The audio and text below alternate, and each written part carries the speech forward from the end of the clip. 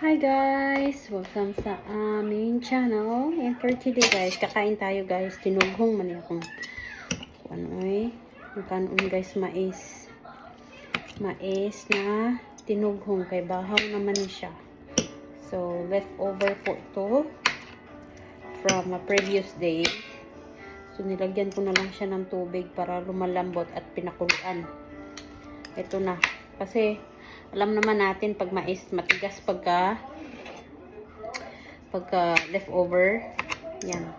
So nilagyan ko siya ng tubig at pinakuluan ulit. Ayan, lumambot siya. So ang tawag dito sa amin sa Bisaya is tinughong. So hindi ko alam kung anong tawag sa Tagalog, and I have no idea about in English neither. As far as I know is leftover. And then meron tayong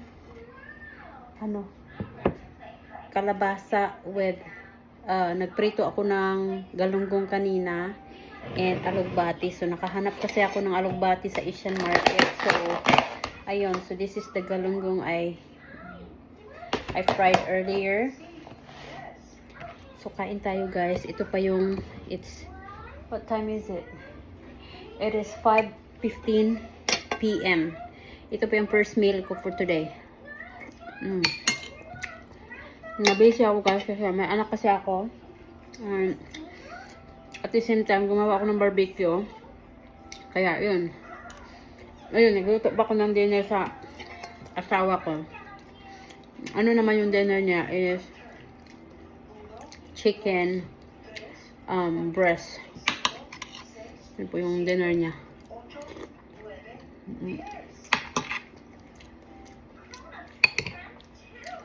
It's been a while na karon pa ko nakabalik og kaon aning tawag na alugbate.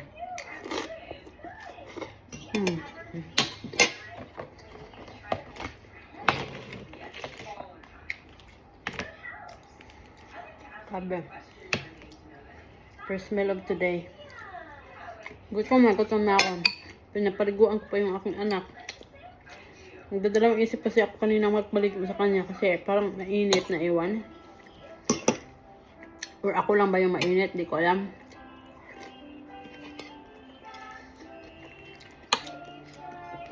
Kasi sa temperature niya, ano lang, normal naman.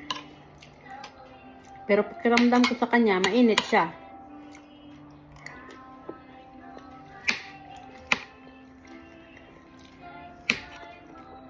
Ayun, niligo ko na lang kasi nung last nung ligo ko sa kanya is nung nung Friday pa last week. Monday na ngayon.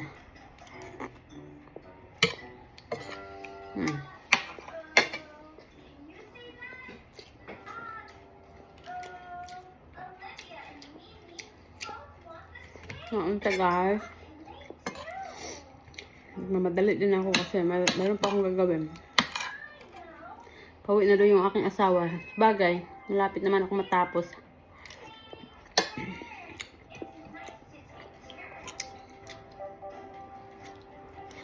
Ang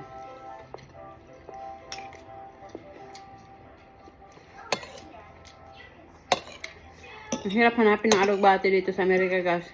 For, I think, ito yung pinaka first time na nakahanap ako ng alugbati.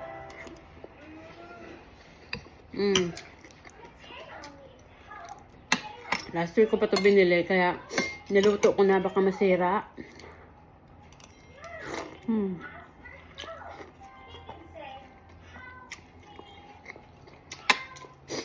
Sarap na mais.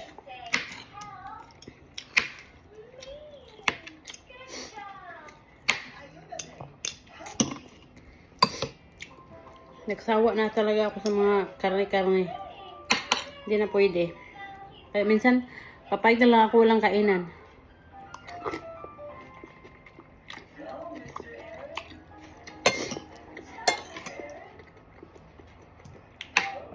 At tamang-tama, matagal na rin tong kalabasa ko guys. It's been 2 months na.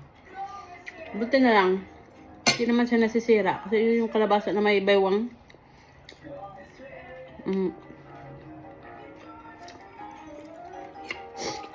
Matagal siyang nasira. Kaya,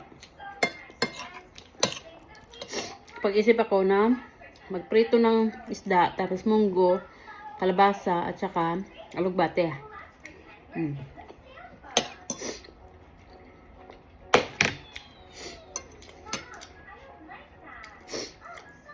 Itong galunggong, hindi naman ito masarap eh. Paksiw kasi hindi na fresh guys. So, prito lang talaga.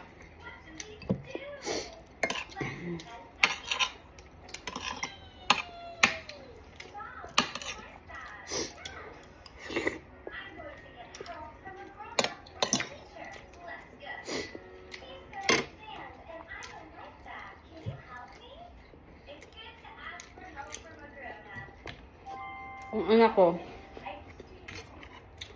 pagkatapos kong pinaliguan, nakatulog. Pinadidit ko, nakatulog. Ako, tamang-tama lang talaga natapos ako magkupit ng mga kuko niya. Gumising.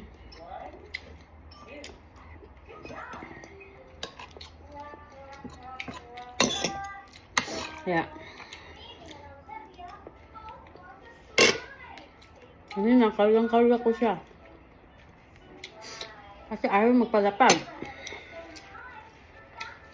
Kaya matagalan.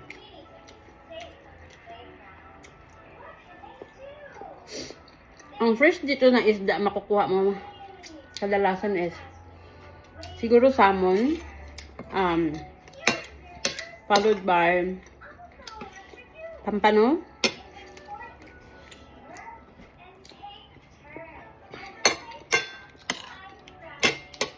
pero na-miss ko kasi yung galunggong. Actually, nakabili ako ng ano ba nabili ko sa Asian Market last time? Isda na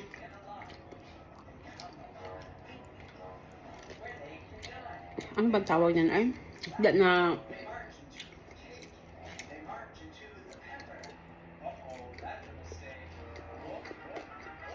tuloy. Tuloy ata yan. Isdang tuloy.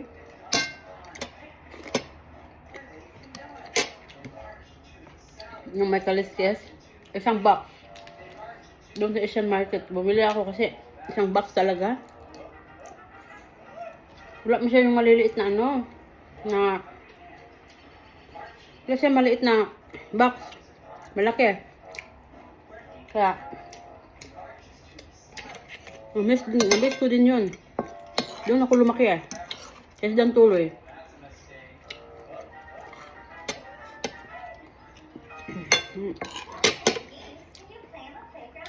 Yun ang kasi ang afford ng parents ko before na ano. Ngayon, ka-afford na sila kahit paano. Binibilhan ko na sila ng karne. Tapos isda na malalaki. Tapos bigas.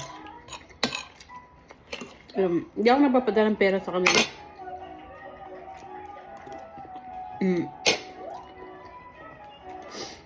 Ano na, diretso nakuha bigas, ulam. Tapos namang mga yun namang bills like electric at saka water. Yung kapatid ko rin nagbabayad. May kapatid ako dito sa Amerika. Kaya ako naman sa pagkain kasi electricity mas mura sa kanya kasi electricity magkano lang naman. Mas nalakihan ako sa pagkain kasi bumibili ako ng bigas nila guys, mga tag 10 sapos buwan-buwan.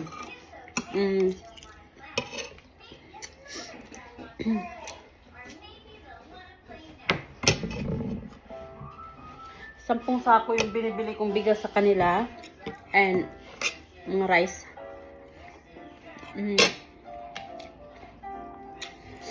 Nag-ano din sila, nag-corn, yung mais. Nasa sa kanila na yun, mapagaling ng taga.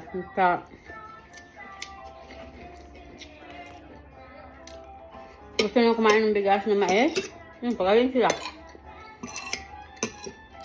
Pero at least yung sinisecured ko na yung pagkain talaga nila.